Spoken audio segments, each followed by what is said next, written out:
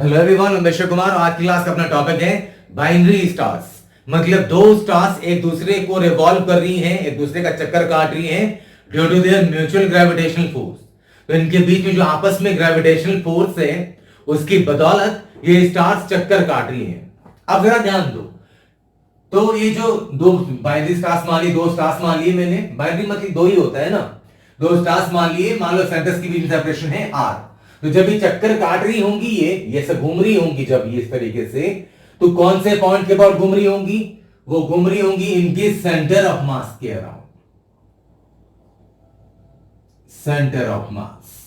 ये जब स्टार्स मान ली, दो स्टार्स से जब ये चक्कर काट रही है एक दूसरे के, ऐसे ये घूम रही है इस तरीके से, अगर तो कौन से पॉइंट के अबाउट घूमी होंगी? वो पॉइंट होगा उनका सेंटर ऑफ मास। निकाल सकते हैं ना अपन सेंटर ऑफ मास। सेंटर से ये दूरी मान लो ये है R1 और सेंटर से ये वाली दूरी है R2। तो सेंटर ऑफ मास हमने को पढ़ा, टू पार्टिकल का सिस्टम है ये, बड़े आराम से निकाल सकते हो आप। M1 R1 is equal to M2 R2।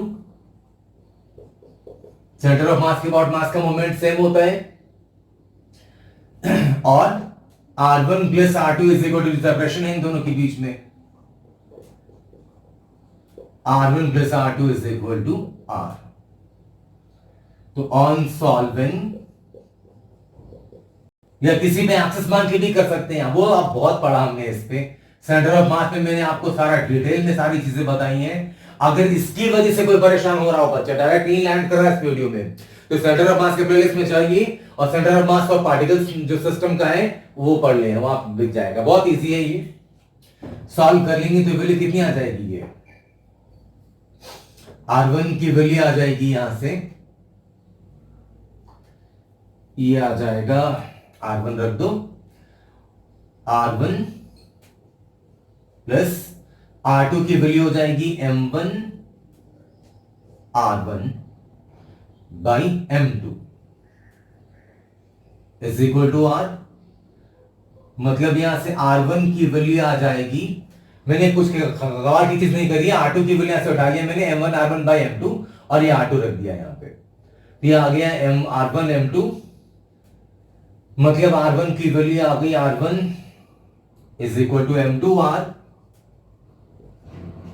Divided by ये M2 भी यहां से M1 प्लस M2, ये R1 की वैल्यू।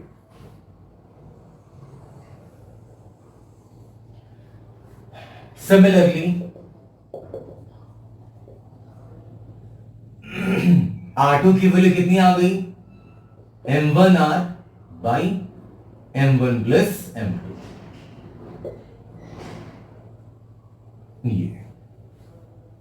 ये R1 की value M2 R by M1 plus M2, R2 की वैल्यू M1 R सब्स्टिट्यूट करके देख लो, तो ये आ गई वैल्यू यहां से। अब ये R1 R2 मालूम है। अब जरा ध्यान दो, किसी भी एक को मान लो ये ओमेगा एंगुलर वेलोसिटी से अगर घूम रहा है, ये ओमेगा एंगुलर वेलोसिटी से, तो अगर इसके अबाउट ये चक्कर काट रहा है, अगर ये इस तरीके से घूम रहा है, तो इसे सर्कुलर मोशन कर रहा है सेंटर ऑफ मास के अबाउट, सेंट्रीपेटल फोर्स चाहिए, और यहां पे सेंट्रीपेटल प्रोवाइड करने वाला ग्रेविटेशन के अलावा तो कोई है नहीं, है ना। तो सेंट्रीपेटल फोर्स कौन प्रोवाइड करेगा? सेंट्रीपेटल फोर्स प्रोवाइड करेगा ग्रेविटेशन। कोई भी एक स्टार चूज कर लो, जैसे ये वाला कोई भी ले लो, मैं कोई M1 M2, चलो M1 ही ले लेता हूं, आप M2 लेके बना लीजिए, कोई दिक्कत नहीं है। तो M1 पे सेंट्रीपेटल फोर्स कितनी लगेगी? ओमेगा है ना एंगुलर वेलोसिटी, और सेंटर इसका रेडियस क्या होगा सर्कुलर मोशन के? ये R1 रेडियस में घूमेगा ऐसा, और ये R2 रेडियस में घूमेगा ऐसा, है ना। तो इसका रेडियस है सर्कुलर मोशन का R1, सेंटर ऑफ मास के बॉडी चक्कर काटेगा ये, तो सेंट्रीपेटल फोर्स क्या आ गया? M omega square R। तो M1 ओमेगा स्क्वायर R1 ये, और ग्रेविटेशनल फोर्स कितनी लगेगी इसमें? G M1 M2 by R square, centres के बीच में दूरी R है। R1 ये निकाल रखा है हमने, इसे आप चाहें तो रख दें, ये आ गया M1 ओमेगा स्क्वायर R1 की जगह रख सकते हैं value M2R by M1 plus M2। R1 की जगह पे m2r by m1 plus m2 is equal to g m1 m2 by r square. जो काट पट करना है कर लो, m1 m2 ये कैंसल आउट, मतलब ये वैल्यू आ गई omega square is equal to, सारे टर्म्स एक तरफ कर दें तो जी m1 प्लस m2 और एक r नीचे रहेगा तो बाई r क्यू।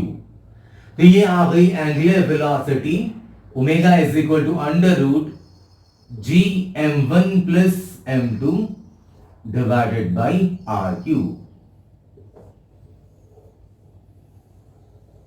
तो ये है दो बाइनरी स्टार्स की एंगुलर वेलोसिटी।